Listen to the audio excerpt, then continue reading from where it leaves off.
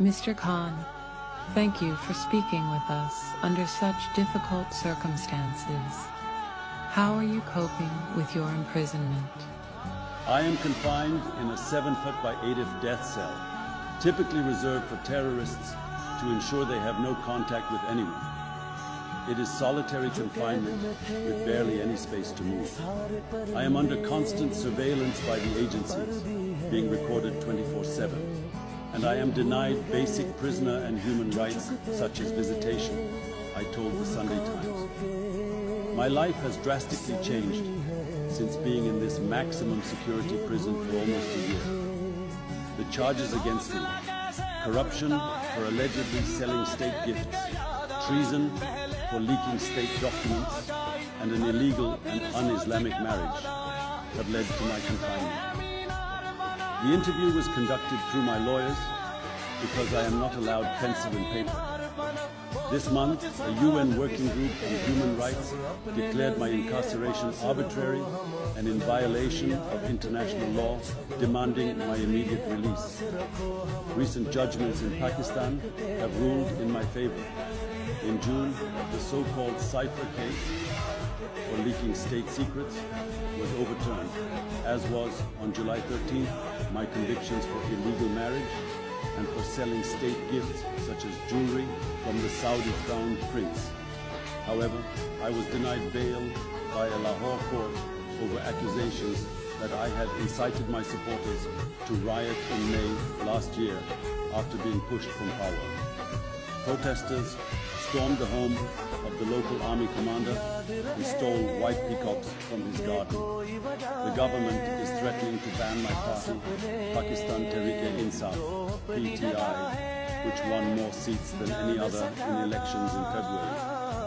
This is despite what I have called unprecedented pre-poll rigging, including my imprisonment, along with that of many of my key lieutenants, and the banning of our party symbol, the cricket bat. The election results and the voter turnout were nothing short of a soft revolution that took place under a martial law environment, I say. People voted for me because they are fed up with the current system and how Pakistan is being run. Despite being denied the chance to form a government due to an alliance against me, encouraged by the powerful military, a recent Supreme Court ruling awarded my party more seats.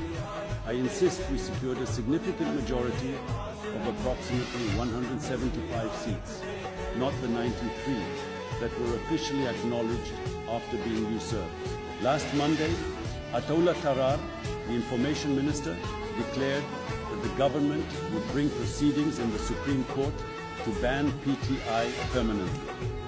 We are going to impose a ban on PTI, and we believe that Article 17 of the Constitution gives the government the right to ban political parties, and the matter will be referred to the Supreme Court, he told journalists. Although Pakistan has spent many years under military rule, no party has been banned, and the US State Department expressed its apprehension. Banning a political party would be of great concern to us, a spokesman said.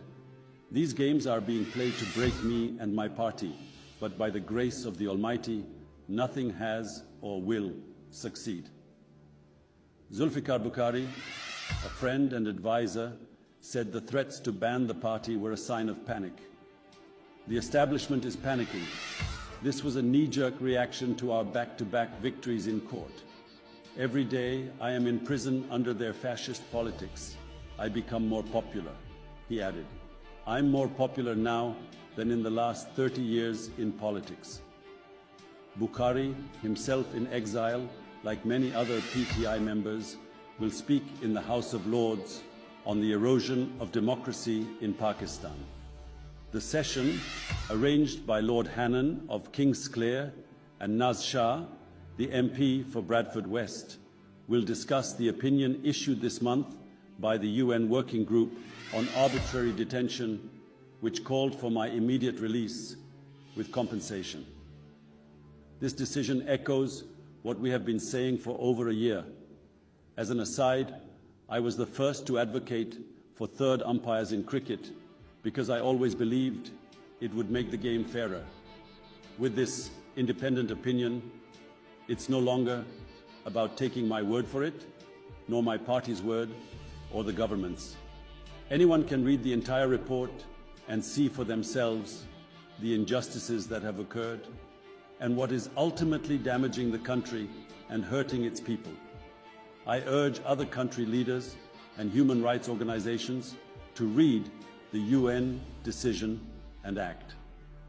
Despite the conditions, I keep my morale high by keeping fit whenever possible. I engage in whatever physical exercises I can and read extensively, I said. I spend most of my time planning for the future. Despite being caged, the entire country looks to me for hope and resilience. Most importantly, my prayers keep me steadfast. My belief in God assures me that justice will prevail over tyranny.